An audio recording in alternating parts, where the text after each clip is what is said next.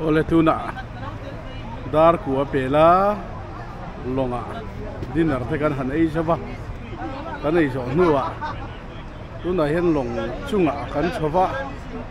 ei khung te khulong bathara nia ula ya kara tui hun nail lui tueni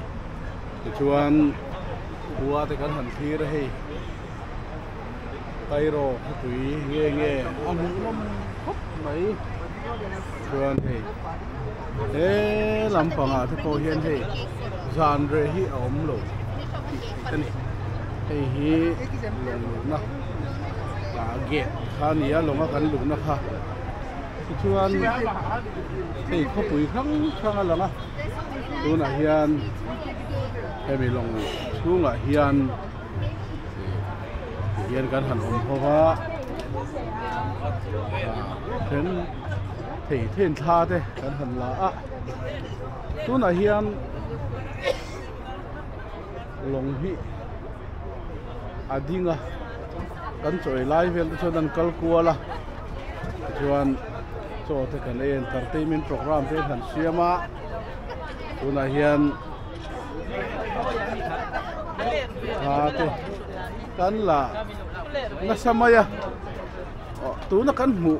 champu mai hi nai lui tu ya nai lui tui chunga tuna hian kan oma kairo hi nai lui tui a kho chunga luang khat mai te hian a bo ruak te hi atinu ama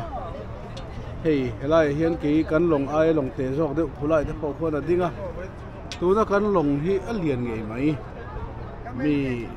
zahi zathum chuang kan chuang theya long chunga program te pho kan neya a limom ke chuan hei kan han kal kwal zela chuan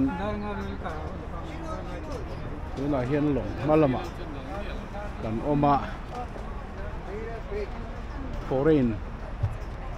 mun rang ami te helai an phone khoma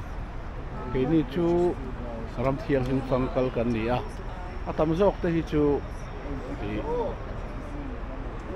entertainment a tam te helong hian hmang boka tuna hian hei kan hmong khuan lui te pho atle moi em maya theng lai a hian dor changkang tak ka oma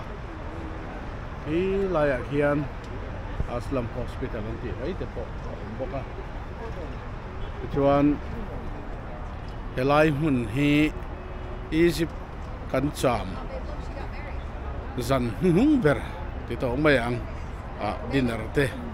kan han eya kan va nei le maya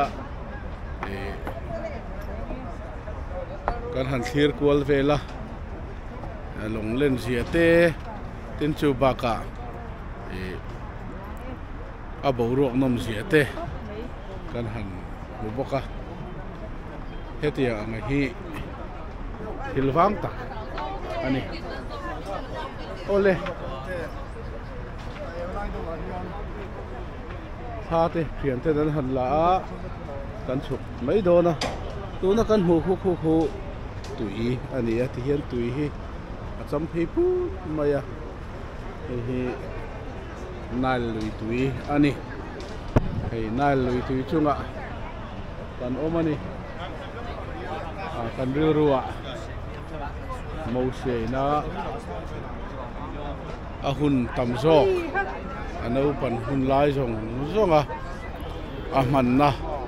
tin tuya tanga lak chua na hun ani a nai lui tui hi keini ring tu de tan chuan apoi mo em maya